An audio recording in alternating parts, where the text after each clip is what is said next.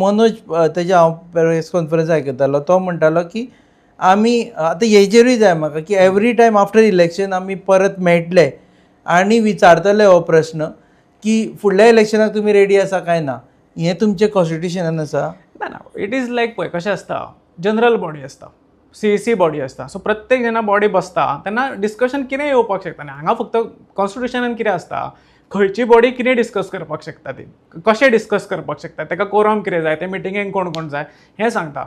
Topics कितें आसतले पळय ते कॉन्स्टिट्युशन सांगता. हाजे पयलीं फाटली इलेक्शनां जी जाल्ली Normal तुमी discussion मेळून जाता. परत आतां आमी फुडें वतले काय ना अशें डिसायड 2022चे इलेक्शन जालें, तें फर्स्ट इलेक्शन आसलें आमी.